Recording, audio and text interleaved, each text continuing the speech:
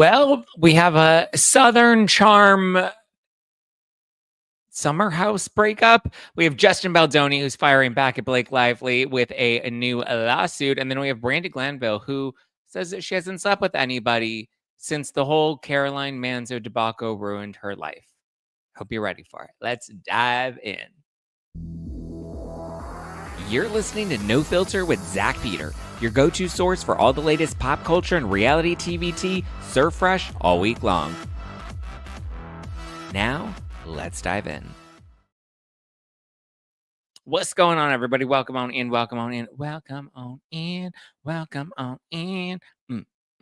Let's get it. Get it. Get it. Get it. Get it. Get it. And throw them hips, girl. Bump, bump, bump, bump, bump, bump. Let's get it. Get it. Get it. Get it. Hey, what's going on, everybody? Happy Monday. Hey. Hey, all day. What's up, guys? We're at the tail end of 2024. We only have 2 days left. Which I'm kind of excited for. New year, fresh start. Do I have a bald spot? What is going on here? Sorry. This is what we do when you're a podcaster or YouTuber and you have a camera on you every day. You just become more and more vain as you get it. Oh, Joe says, congrats on the 80,000. Yes, thank you. My boyfriend gave me $80,000 this morning. JK, I don't have a boyfriend and I make my own money. These shoes on my feet, I bought them. The clothes I'm wearing, I bought them. I depend on me if I want it. Yes, on the Instagram, we've officially hit 80,000 followers, which is so sweet. I was like very excited about that. I was like, wow, 80,000. Now we got to hit 100. Congrats on husband effing. Yeah, well, to clarify, stupid, because I tweeted and people are like, what is going on? I need to clarify this so that people don't think there was a specific husband that I was referring to.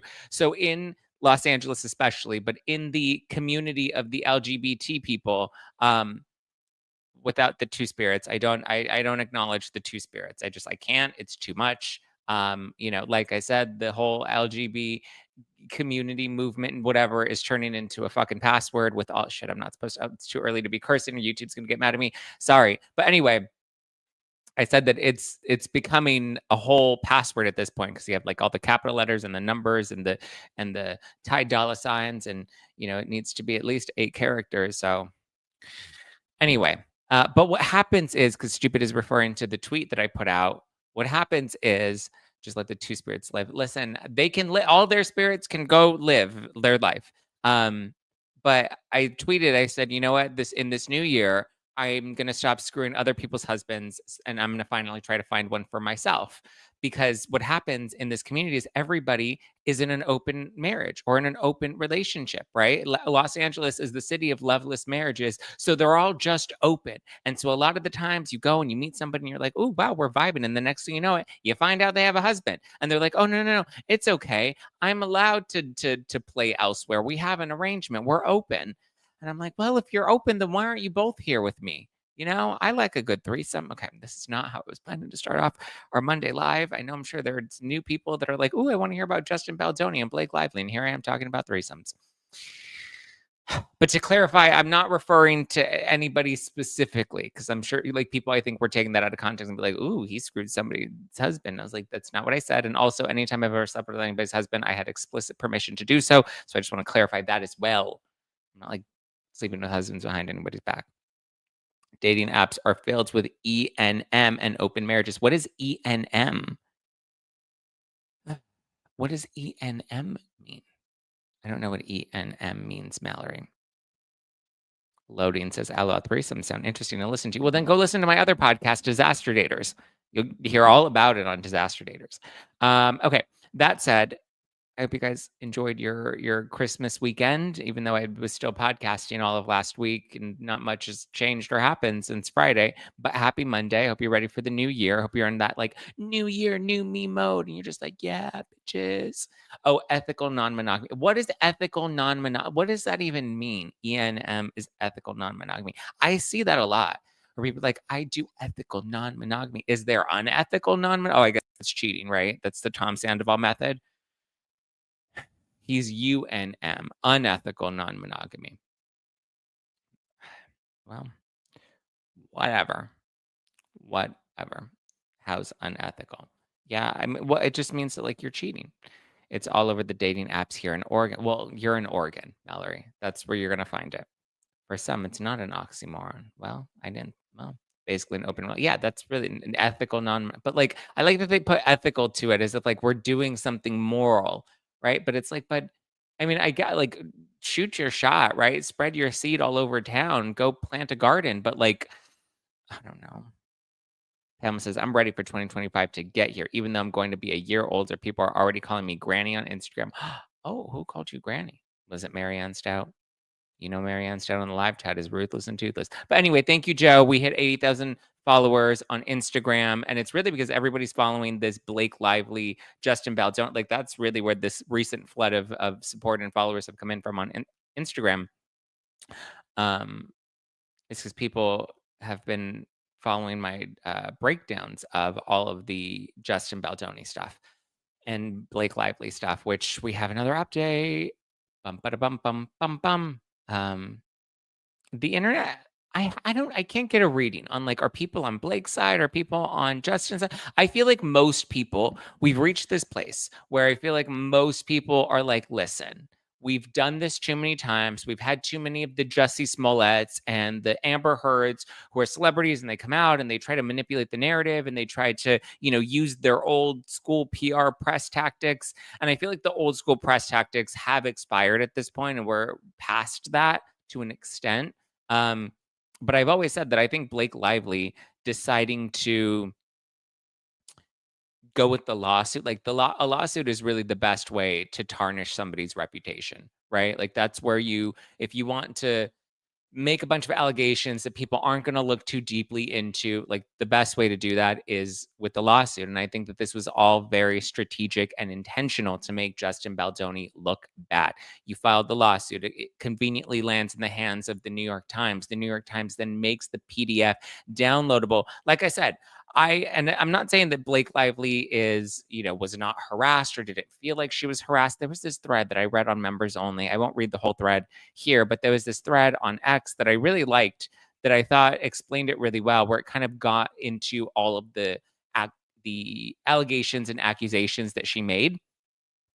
Um, and it kind of is like, well, there's a difference between harassment and just, like, discomfort, right? And that's why context really matters in a lot of these instances. And so this woman broke it down piece by piece. She didn't break down all 29 of Blake's complaints, but she broke down most of them. And it's like, listen, this is an old PR game, and this is kind of how you work the game. You make it look, you muddy the waters, and you put a few text messages and take them out of context so that people kind of think that that tells us the whole story, but it doesn't really, but it looks, bad enough. And then, people then become guilty by association. And it just, to me, this was a very tactical and strategic way to hit his reputation, while also making it look like, you're the victim in all of this. And that's not to say she's not a victim. That's not to say she wasn't harassed. She very well may likely have been. I just think I'm not going to immediately jump on that train, because we've jumped on that train one too many times, a la Jussie Smollett, a la Amber Heard.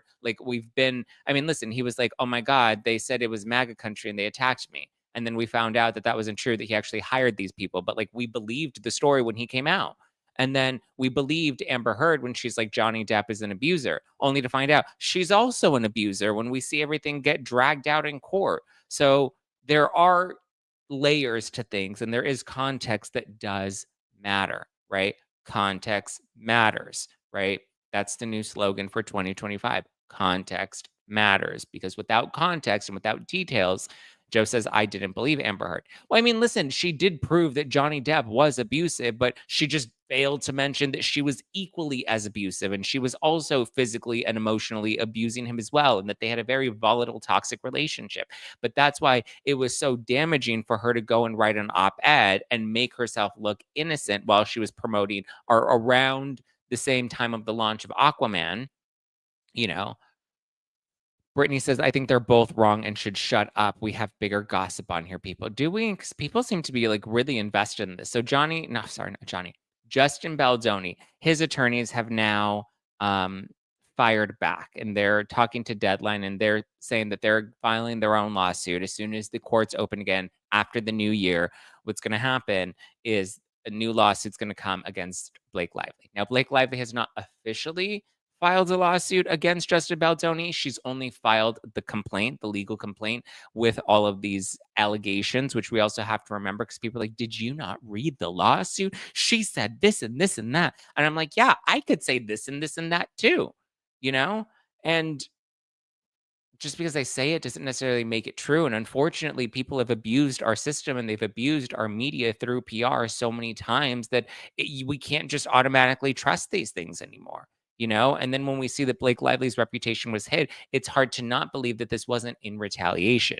Just because she says she made these HR complaints, we haven't formally seen any of the complaints, nor do we know if there was any behavior that was taken and then corrected, which is why the context matters. Because yes, there are a number of different instances, but we don't know if these were isolated instances over the course of time and without context. Like, let's just say there are 29 different things. Filming happened over the course of a 6-month period. Let's say within that 6-month period, all these different things. Like, what was one of the allegations that he said that an actress looked hot? Okay, what if he said that an actress looked hot and she's like, oh my God, don't do that. That makes me uncomfortable. And then he was like, okay, I'm sorry. I will no longer say that you look hot. That was inappropriate. Like, we don't know if there was any action that was taken to correct that or to rectify any of the issues. We just know that there was this accumulation. I mean, but like, look at Alyssa Milano. I mean, people very much turned on her when there was the feud between Alyssa Milano and Shannon Doherty, where Shannon Doherty came out recently, right before she passed away of cancer. And she was like, listen, the truth about, our feud was that Alyssa Milano went to the network and she said she was going to threaten to sue the network if they didn't fix the hostile work environment that we were in. And Shannon Doherty's like, I was just there to do my job and I was just there to work. I was just there to make sure I knew my lines and I did it appropriately. And sometimes we didn't all always see eye to eye creatively, but like at the end of the day, the work was the most important thing to me. Whereas Alyssa Milano was over there taking notes of every little infraction. And then she built an entire case against Shannon Doherty and then took that to the networks. So yeah, you can take every little instance and then make a big long list. Like, I don't know. I'm not trying to take Baldoni's side at all. I'm just saying we don't know enough information to pick a side in this at all, you know? But so his legal team is claiming that these are the things that they say that they're going to prove in their lawsuit. Number one, Blake Lively's Vision PR team, led by company boss Leslie Sloan, was responsible for the smear campaign against Justin Baldoni, not the other way around, as is claimed in her legal filing. WhatsApp messages from Baldoni's team have been presented out of context in a way that alters their meaning. So they're saying that there is more context to those messages that will paint a different picture. Three, Lively's own publicist planted stories painting Baldoni in a bad light with news organizations. So if Blake Lively's publicist was planting negative stories about Baldoni, why are they allowed to do it and Justin Baldoni is not allowed to do it? Because that's one of her allegations, is that they had this smear campaign against her. So again, if Lively's team was doing it, why wouldn't Baldoni's team be able to do it as well? Why is it only a smear campaign when it's Baldoni against Blake and not the other way around? They also have not been able to prove retaliation, right? Especially based off of the text messages that have been presented. You even see Baldoni saying that he wants the focus to be on DV awareness and on survivors. And, he says that he wants the focus. And so people have taken that out of context. They're like, oh, well, he wants DV awareness and he wants survivors to make himself look good. Like he wants that to be the focus, when it's like, well, then how is that then in retaliation against Blake Lively, especially when in his interviews publicly, he spoke very highly of Blake Lively. So how is there this PR orchestrated scheme to take her down in public if in his own interviews and his own words have actually been very positive about Blake? And then the last thing they said that they'll be able to prove is that Blake Lively's legal move is designed to rebuild her public image after she received bad press during the promotional campaign for the film, which I agree with. I think that this is an attempt to rehab her image because she came off very poorly. But unfortunately, you even if you want to say that Baldoni's team is the one that orchestrated this takedown of her in retaliation, which again, there's no proof of retaliation. You have to have evidence in order to prove that there was malice behind this campaign, and it was specifically in relation to, trying to get back at Blake for filing, harassment or misconduct claims against him. Um, but so shit, I lost the point that I was trying to make. But Yeah, she hasn't proven any of the malice. I do think that this is an attempt to rehab her image because she did take a hit, but it was her own words and actions that people were distasted, like that people were that they turned on her for, right? That's what ruined her reputation was her own behavior. Her behavior was used against her. So it's kind of hard to then be like, well, like he didn't plant fake stories or he didn't plant things that were confidential that ended up getting, published in the press. The worst that the loss that Blake's legal complaint brought forth was, oh, well, there was this article about how, is she about to be canceled? Look at all of these social media posts that are dragging her, showing her old interviews. And it's like, well, is that a hit piece if they're just, rallying together all of what the internet is already saying as negative things about her? They're resurfacing these old clips of her. And if the internet is doing that, then that's a viral moment. And a reporter sure can conveniently use that. But is that necessarily a takedown when the internet's already taking her down? The press is just covering the takedown that's happening on the internet. You know, what did Laura say? Laura says the movie was hard to watch. The book is better. They're both horrible. Baldoni is hot. That's my review. um, the movie I didn't think was horrible. I actually liked the movie. I watched it before any of the legal stuff went down. I have not read the book, but I've heard that the book is better than the movie. I don't have an issue with the movie. I thought the movie was fine. I enjoyed it. I thought it was a good movie. I also saw that Carry On. That was a good one on Netflix. If anybody wants like a thriller, like a new thriller flick, that one was pretty good. I liked it. I mean, it's Netflix, so it's kind of cheesy, but it was good. Two things can be true, but this is a mess. I agree with you, Laura. I think she's very difficult to work with, and I also think that he probably has, these really bad tendencies where he's a creep on set, right? Um, and I know everyone's like digging into his past and all of his like feminist work. I think any man that's like that much of like an I want to be a feminist and I'm gonna take down the patriarchy and I'm gonna, end toxic masculinity, all of that bullshit. Like I've never bought into that woke bullshit. So I don't think he's that great either. He probably is a phony. And the more that we're learning about him, he definitely appears to be a phony. But like I never fell for it. I'm sorry that anybody else did. But yeah, I mean, I think they're both being exposed and they're both awful. And I think they're both trying to prove who's the worst one. You know, I saw, so there's this YouTube psychic. I was trying to combine YouTube and TikTok at the same time, and it wasn't worth working. But there was this YouTube psychic. His name is Aphrodite, and he did a reading. And I like to watch him. Not saying that he's always 100% accurate or right or whatever, or that I fully believe what he puts out there. But he reads tarot cards, and I always like to just listen to his perspective because sometimes it differs from my own, and I like to listen to other people's arguments so that I can, you know, get a deeper understanding of things. I think it's healthy to expose yourself to people with different opinions and different viewpoints, and it's not a bad thing. Um, but so I like listening to him, and he, sorry, I'm got a text message um, about one of the husbands that I just discovered. But anyway, he was presenting this case that he's like, listen, based off of what I'm reading, it looks like Blake Lively came onto the set, and I think that his assessment is plausible. He said that it looks like Blake Lively came onto the set and she was immediately trying to flex her weight, and she came off very difficult from the very beginning, right? She was trying to, critique and analyze things and overanalyze things and change things. And she's used to having a lot of power on set. And so she immediately came in that way and upset some of the other people like Baldoni and like, what was the CEO of his production studio. And so they said that some of the things, yes, Baldoni knew that he could get under Blake's skin and that he would do things that would get under her skin because she was difficult to work with and he kind of wanted to annoy her. And so he would piss her off in certain ways, right? She would maybe ask for changes. And Aphrodite didn't get into specifics, but I was like, that would make sense. Like, that is a logical conclusion that he probably would do things to irritate her, but I don't think he was intentionally trying to sexually harass her, if that makes sense.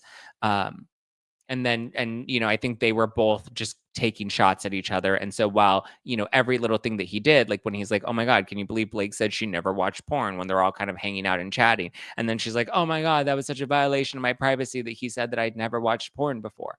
Um, I don't know. A lot of it, again, without context, we can make up our own theories and stories, but it just sounds like they did not get along. They didn't like each other on set, and they were each difficult to work with each other. And so they both have blown this up to, really try to take it to the next level to hurt the other person, to get back at them.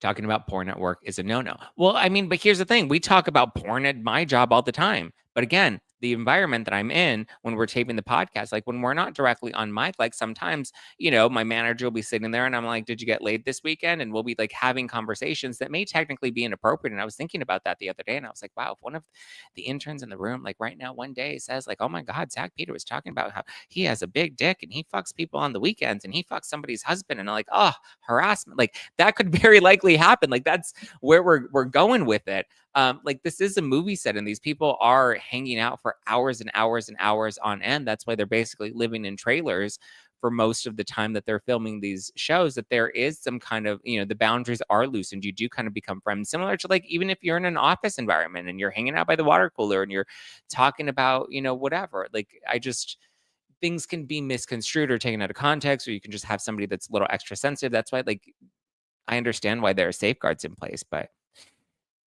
little Lisa says they didn't like one another and behaved badly. It's kind of what it sounds like from my end. But yeah.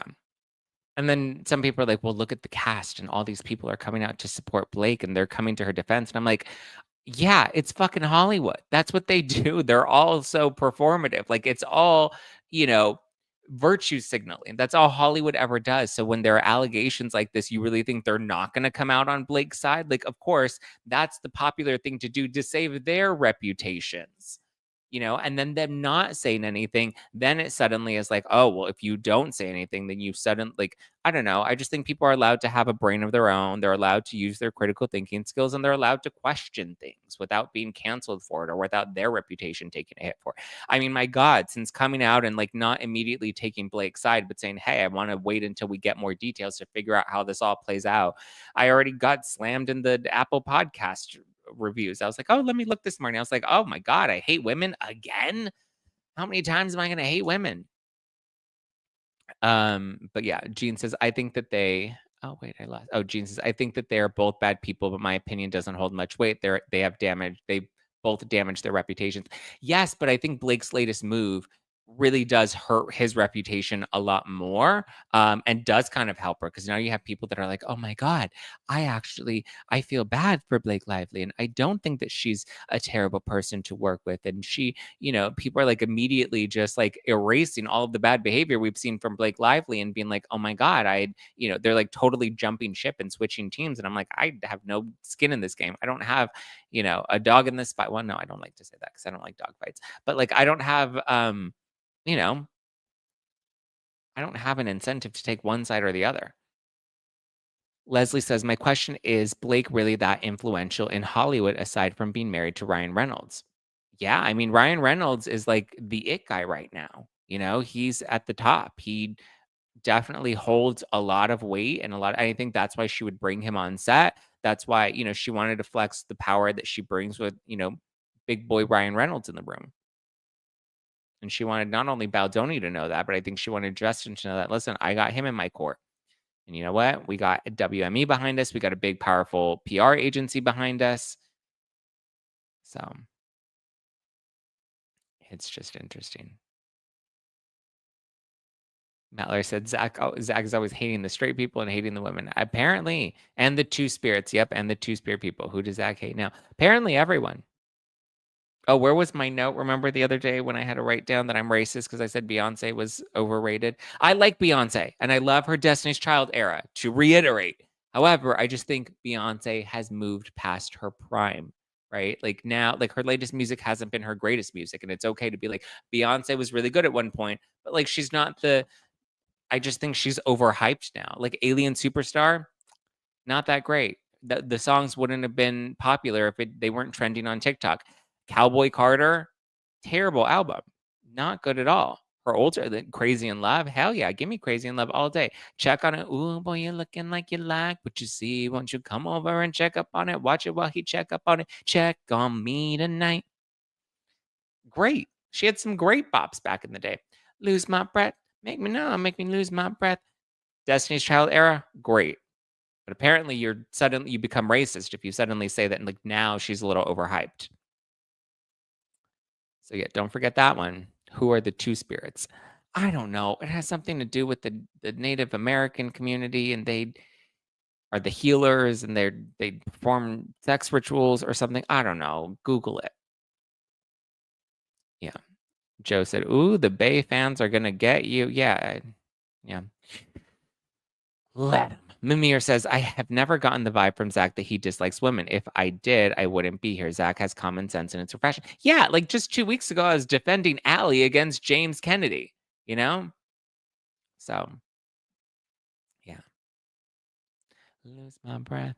Jean says, I do understand that we should support the accuser, but we haven't heard the other side. I've been involved with legal cases where the accuser lied. I'm just jaded." That's the thing is I think now we're getting to this place where we are sort of jaded because we've been duped too many times. And it's like, unfortunately, that's the hard part. And then you have somebody like Blake Lively who's been very difficult to work with and has had a number of issues on set. So it's like, well, wait a minute, there may be more context and details to these issues, right? So it's not that I don't want to believe women. It's not that I don't want to say that her claims don't have any legitimacy to them. But unfortunately, people have abused that. And now we're in this place where we do have to ask questions. And I think that that's a normal, natural thing to do, right? You can't just persecute somebody because somebody says something about them. So I think we have to wait and see how this all plays out. Daniela says Blake's arrogant and mean behavior in interviews and appearances is not erased by Justin's alleged wrongdoings. Exactly. Right. So, like I said, they're both awful. But unfortunately, I'm not like, oh my God, Blake Lively's the best thing since sliced bread. And suddenly that makes me anti women. Suck my fucking dick. I'm so tired of that shit. Joe, you should have. Oh, Laura's clapping back at Joe. Jackie says, "I truly believe these days you can't say anything without anyone being offended. People need to That's why I don't care anymore. I don't care. If you're offended, that's your problem. What did Erica Jane say on Beverly Hills? She's like, what did she say? Being embarrassed. What did she say? Being offended is boring or something. Being offended, how boring. She said something to that effect.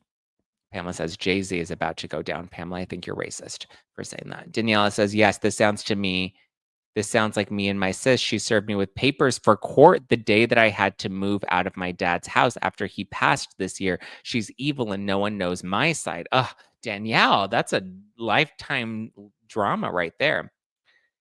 I've heard that the Jane the Virgin cast loved Justin Baldoni. I think I told you guys um, there was an actress from Jane the Virgin that reached out to me that told me that, I won't name her, but she was like, "Listen, I'll just be honest with you. Baldoni was great. My experience working with him was he was nice and he was very respectful and I had a good time and he was, very charismatic and she enjoyed her experience working with him, you know?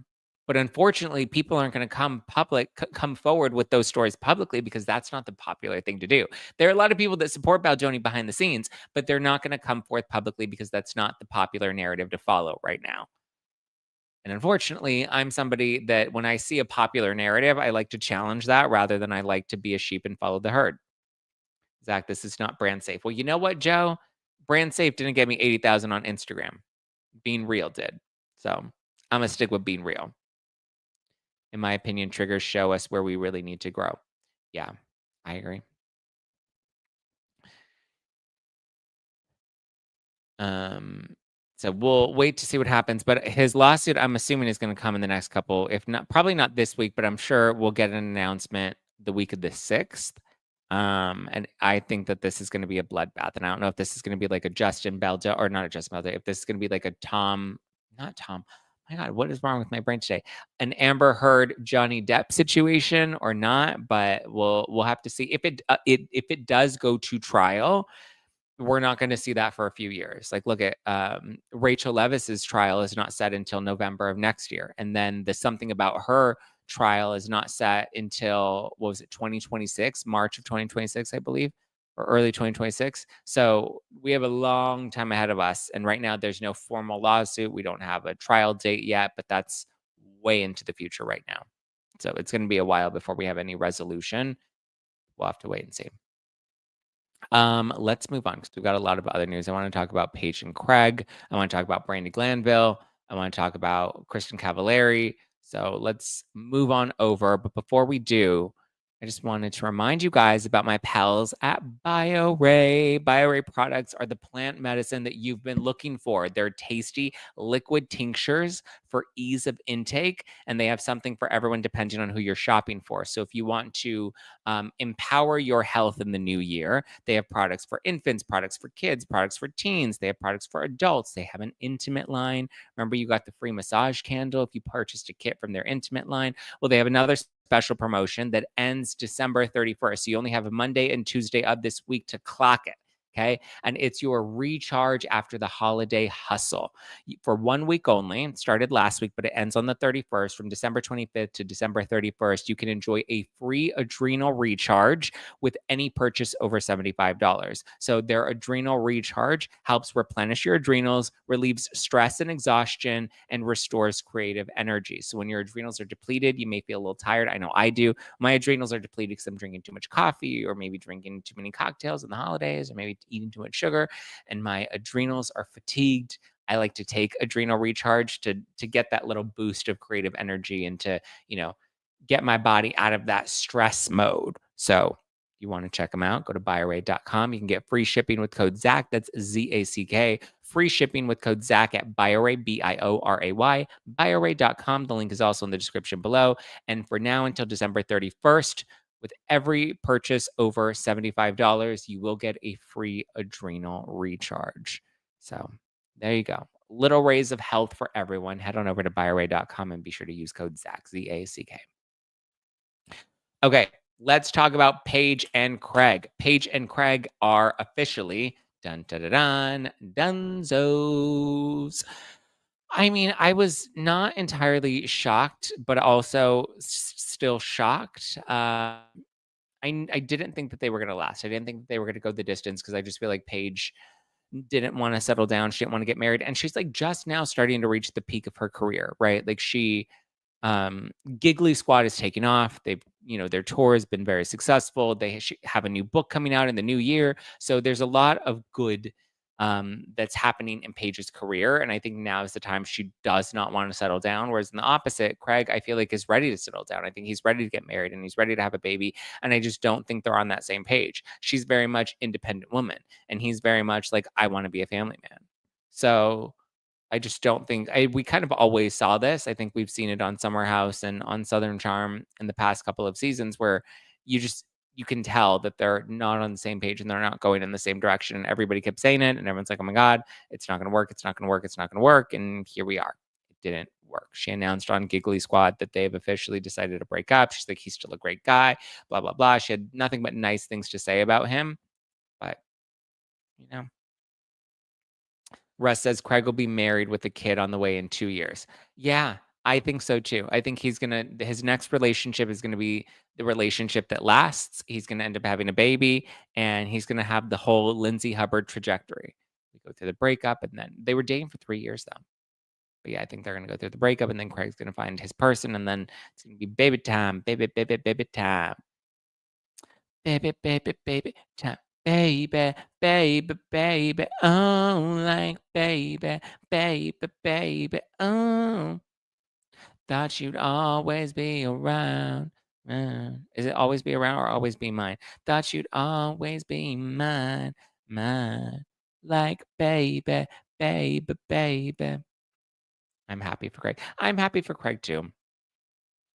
She was never going to give him what he wanted, and I think he kept holding out hope that eventually she'd get there and eventually she'd get there, but after 3 years, I think he was probably like, "Now it's ultimatum time. Like, you're either all in or you're all out," and she was like, "Listen, I ain't about to be all out. Snap, snap, pat the puss." So, she peaced out. She said, "Bye." Bye. Let's talk about Brandi Glanville. So, Brandi Glanville, dun, dun, dun, dun, dun, dun, dun. Brandi Glanville has announced that she has not had any sexy time in over a year following the whole Caroline Manzo scandal. Because then her face started having the parasite worm in her face start crawling all around. And I guess men did not, they didn't like that. They didn't want to see a parasite jumping from one side of her face to the next. The only, you know, they wanted to fill her up, but then her face kept deflating, and they were like, "No, no, no, no, no." So, she said that she hasn't even kissed anybody or made out with anybody since last October. And she's back on her podcast, and that's where she revealed that she's ready. She's ready to be single. She's ready to mingle. Apparently, she took up uh, Dr. Dubrow, Terry Dubrow. She took him up on his offer to help her fix her face because she doesn't know what's happening. It like gets swollen, and some parts get swollen, and then it deflates, and it's like a balloon, right? And they just keep blowing up and deflating and blowing up and deflating. And right now, it's fully deflated. She didn't look too bad in the photo. She posted a photo because she spent Christmas with Eddie and Leanne. I'm glad that they now have a better, relationship since, they didn't get along for so many years, and Brandi called Leanne a country music singer in her book, which was funny, but also like, wow, now they're good. They're all good in the neighborhood, but she is celibate.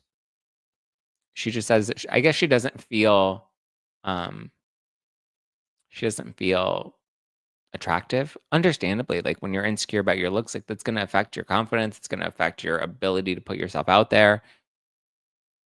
Joe says, "Brandi can't blame her face for getting no action. The guy does not need to see the face. They probably saw the puss and was like, 'No, thanks.'" Well, no, remember she got the rejuvenation done when Eddie broke up with her, and she stole his credit card and got the whole rejuvenation done. Joe's like, "It's okay, just put a bag over your face and they'll still bang ya." Joe.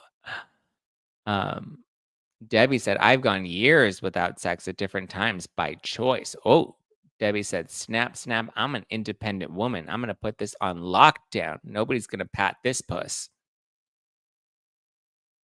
Jean says, "I really don't care to hear what Brandi hasn't had sexy time. I just want to." Oh, no. Uh,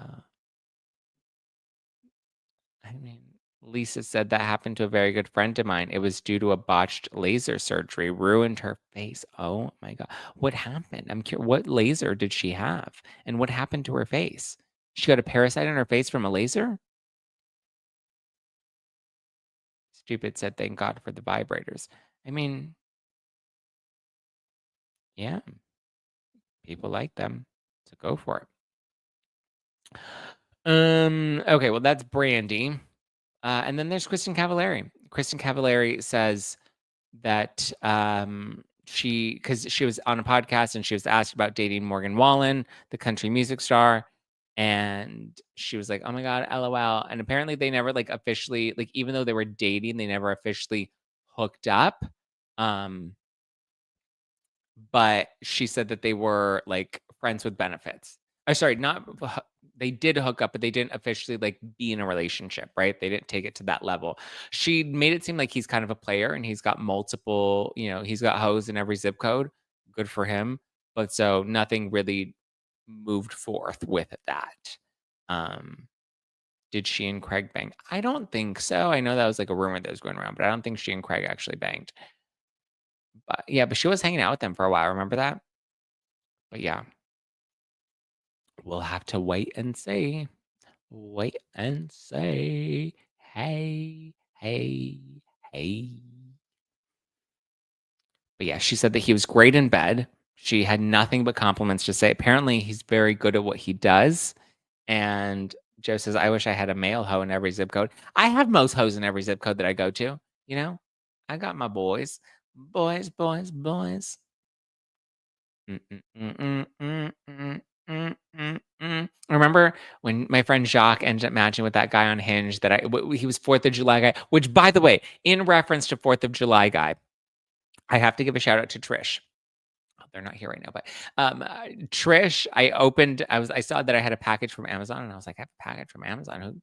What did I get from Amazon?" And so I went to get my Amazon package and then I opened it and I was like, I gasped because I looked in there.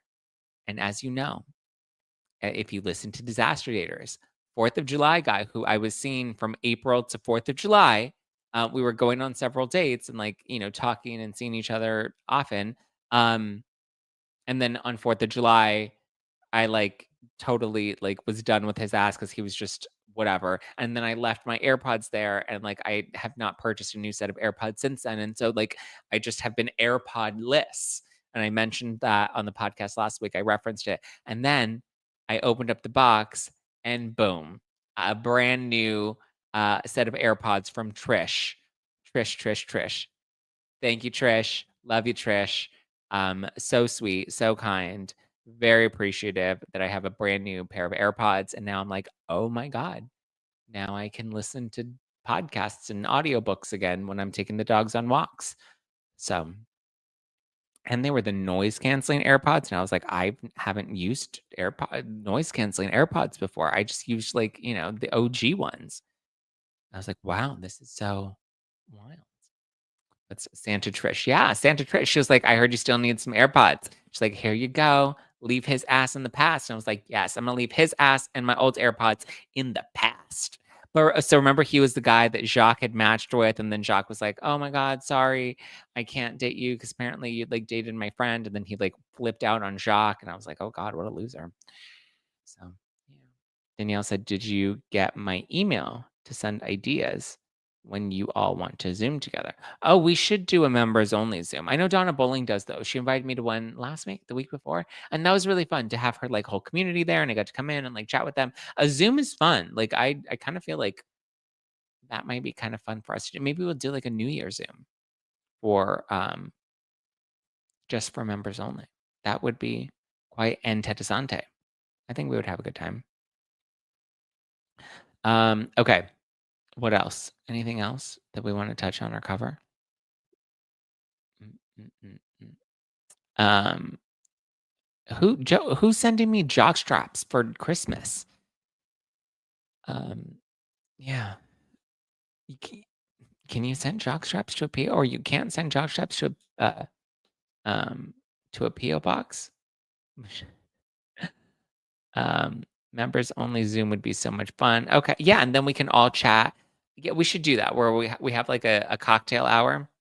Are you gonna go live tomorrow? Yes, I go. Well, I mean, you're right. It is New Year's Eve, but yeah, I'll be live on New Year's Eve. I probably won't be live on New Year's Day though. I think that's the only day this week that we will skip is Wednesday, but I will definitely still be live tomorrow on New Year's Eve, and then I'll be back on the second.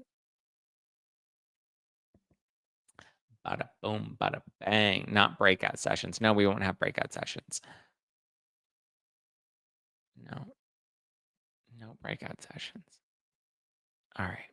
Well, I mean, I wish there was more news for you, but there wasn't a whole lot aside from the Baldoni and Blake stuff and Craig and Paige. Like the news cycle's been pretty slim and slender. I cannot wait for us to tape the new season of um um damn it, what was that? The Disaster Daters. There are just so many updates. I like want to come on here and be like, you guys, I have a story about this and about this and this guy and like just so many fun stuff. Good thing there's no new content creator drama. Let me just say, there's no drama from my end. I think Donna Bowling's ignoring me because of the Blake and Justin Baldoni stuff. I still love Donna. I texted her about like the Craig and Page news this morning. I'm like, LOL, isn't this crazy? And I never heard back from her. So I think she's mad at me over the Blake and Baldoni stuff. But that's okay. We're still friends at the end of the day. But no, there's no new content creator drama. I want to go into the new year without any content creator drama. I want to like be good, like Teresa. I just want to be good. Oh, by the way, I watched House of Villains season 2, the finale. Spoilers ahead. So if you don't want to know who wins House of Villains season 2, you can dip out now, right? I will hold space for you to leave before the spoilers come because the spoilers are about to come. Okay. So I guess I'll start with the final. What was the final 5? 3, 4, 5. Yeah. Final 5 were Safari, Mr. Spectacular, Wes, New York, and Larsa Pippen. Because Teresa got booted, and then Candy got booted. Candy is petty spaghetti. Let me just say that. Candy is just like got a chip on her shoulder 24/7. I'm like, Candy, girl. But so anyway, that's the final 5. New York, Larsa, Wes, Mr. Spectacular, Jesse, and Safari. And so then Jesse, Mr. Spectacular, ends up winning the final supervillain challenge. And it's like this butter figure of Joe McHale, who's the host. And I have to say, like, some of the challenges are very low budget on this House of Villains show. It's fine, but they're very low budget. But so they're I guess they had to, like, hold onto the butter in the hot sun, so as the butter's melting, they have to be able to hold onto it, and they can't take their hand off the butter, and then they have to, like, lift up a leg, and so the first person to take their hand off of it, they get booted, and then they have to, like, pick up a leg and then replace their hand with the leg, and they have to stay balanced to make sure they're always touching the butter the whole time. And so first up, New York gets booted out, so she doesn't win supervillain, and then Larsa she lets go, so she doesn't get supervillain, and then Safari lets go, and he doesn't get supervillain. So then it ends up being just Jesse and Wes.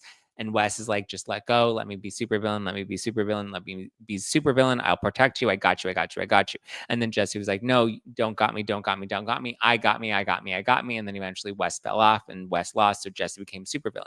And so then they bring back all of the other villains, Candy and Teresa and what was it? Rich? Is that his name? The fat one from Survivor that won because he said his grandma died or something. All of them come back.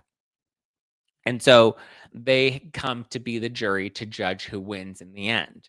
And so Jesse has to put 3 people up on the chopping block, but there's one person that he gets to take that guarantees him to bring into the final 3. And so he picks Safari to bring into the final 3, and on the chopping block he puts up Wes, Larsa, and New York. And they have to do this challenge where they compare quotes to, who said each of the quotes, and they have to put it in like this weird arch, not arch. And yeah, so they do that final competition, and Wes ends up winning because Larsa and New York don't. But New York came pretty close. Like, she almost won that. But so Larsa and New York were automatically voted off, or they were booted from the competition in that final challenge. And so it comes down to, the winner is between Wes, Jesse, Mr. Spectacular, and Safari. And then the jury gets to decide and vote who wins. And obviously, people didn't want to vote for Wes because he had a hand in everybody's he had a hand in everyone's elimination. Like, he was the reason that they, all got eliminated, especially Candy. And Candy was like real salty about it. So in the end, they had to place votes as to who they wanted to win. And Jesse, Mr. Spectacular, and Wes end up getting into this big old fight. It was really good. Like, it was a good finale. But they end up getting into this big old fight where Jesse's like, Wes said he doesn't want to be here and he doesn't want to compete, but like, compete. And then Wes is like, listen, bitch, you were my little puppet the entire time, and you didn't even realize that you were my puppet. And the only reason you're here is because I brought you here this whole time. And they're taking shots at each other. And then they're like, your daughter and my daughter and your family, and you bet on your family and you put it on your kid and blah, blah, blah. And it was like drama, right? Drama. Joe said that Jesse should have saved Larsa because Safari was too likable. But the thing is, like, you're not supposed to win the game because you're the most likable, right? It's not the circle where you have to be the most charismatic. It's House of Villains. Who's the biggest villain in the house? So then they get into, Jesse and Wes have it out, and Wes is like, I'm going to beat you. I'm going to beat you. I'm going to beat you. And then it comes down to the end. What about Kristin Cavallari? We talked about Kristin Cavallari. She said that I almost said Morgan Wade. Morgan Wallen was incredible in bed. But so anyway, Kristin Cavallari wasn't on House of Villains. But so the final 3 come down to Jesse, Wes, and Safari. And then everybody votes. And not one person voted for Jesse. So Mr. Spectacular got 0 votes, which immediately eliminated him. However, he got 0 votes, but the rest of them, there was an even number of people on the jury, and half of them voted for Safari and half of them voted for Wes. And so Wes and Safari were in a deadlock. So the last vote came down to Jesse, Mr. Spectacular, who had just been eliminated. So Jesse did not win, which, I mean, it was kind of funny that none of them voted Jesse to be the supervillain because he wasn't a supervillain. He kind of did skirt by until the very end. And then in the end, he kind of made a name for himself, but he still wasn't a great villain. But so since he was the tiebreaker vote, and Wes was like, damn, Wes knew him and Jesse had it out, and there was no way Jesse was going to vote for Wes to be the winner, but Jesse was now picking the final winner. And Jesse was like, listen, Wes, if you really want to win, if you want to get the the 200,000 prize for your daughter, which is what you said you wanted it for, then get on your knees and beg for it." And then everyone was like, "Oh my god, would Wes actually get on his knees and beg for it, or would he tell him to F off?" And so next thing you know, Wes then gets down on his knees and he begs for it. And he's just like, will you please pick me to win the House of Villains? Like, he totally put his pride aside in order to win. And um and yeah, he totally was like, I'm a loser, I'm stupid, whatever you want to call me. I'm here, I'm at your mercy and on my knees, and I'm begging you to choose me as the winner. And then he said, "Okay, thank you. Congrats, Safari. You're the winner." And it was like his checkmate back to Wes. When I didn't think it was a bad thing that Wes like took the chance to get on his knees and to beg to win. Like, if that was what he was being told, and we know Jesse doesn't honor his word because Jesse went back on his word a few times throughout the competition. Um, it was savage. August says that's savage, Loris. It was savage, but it was also just like it was dumb. Like, yes, it was a savage move on Jesse's part. Wes kneeling down was cowardly. I don't think it was cowardly because he said that the money was to be put in a trust fund for his daughter. So whether that was true or not, I don't know. Russ said, "I would have gotten on my knees for less." Well, yeah, that's different, Russ. Like, I don't know if I would have gotten like part of me has like my pride and I want like part of me wants to say I would say fuck off. But also when you have the money there and you're that close to the finish line, you gotta do what you gotta do. That I'm like, eh. But so Wes did not end up winning, even though he got on his knees and he was like, "Listen, I took a shot and I did it." And I don't think Safari should have won. That was my only thing. Is like I don't think it should have gone to Safari. I don't think Safari was a formidable opponent. I think he was too likable. He didn't really make an impact. He was kind of dumb in the competition. Like, he didn't really bring much to the show, you know? So to me, I don't think Safari deserved it. I was like, "Well, that was a lame winner." Like, I would have at least preferred if, like, Jesse won over Wes, or, like, New York should have won. New York was ultimately, the super villain. Larsa was a great villain in it as well. I did not think Safari was deserving of the crown. I just don't think he was a good villain. And, like, if anybody played the game like a true villain, it was Wes, and he deserved it. So, yeah. Why did Paige and Craig break up? I don't know. Oh, well, they broke up because they just weren't on the same page. He didn't cheat on her. Why do you think he would cheat on her? He didn't cheat on her.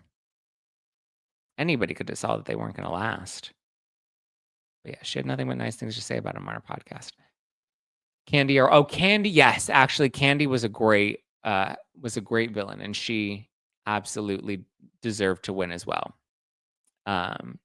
She was a good villain, but she wasn't a good player, right? She wasn't strategic. She was too emotional, and that's ultimately what got her booted, is that she didn't play the game with the strategy, and she didn't play the game with, any sort of foresight of, like, how to manipulate or do what she gotta do to get to the end. And so that's why she ultimately didn't win, but she was a great villain. New York was a great villain. Wes was a great villain. So, yeah. Ooh, look at that. Danielle just gifted some memberships for the holidays. Happy holidays. Bum, bum. Happy holidays. Bum, bum. Thank you, Danielle. All right, guys, that's all I got for you for today. But I hope you have a great rest of your Monday. I'll talk to you tomorrow. Have a great, happy New Year. Well, I guess we're not quite at New Year just yet, but tomorrow is New Year's Eve. We will still be live. We'll have another regular episode, but I will be taking New Year's Day off because I'm going to be up very late because we're counting until midnight, and that's going to make me very tired. So there we go. All right, guys. Thank you. Give me a follow at Just Plain Zack all over the internet, and follow the podcast at No Filter with Zack. 80,000 people do, so you should be one of them. Go give it a follow right now at No Filter with Zack on the Instagram. Goodbye for now to you, my friends. Goodbye for now until we meet again. I said goodbye for now to you, my friends, until we meet again. All right, ciao for now, guys. Have a good one. Happy Monday. Talk to you later, skater. Boom, boom, boom.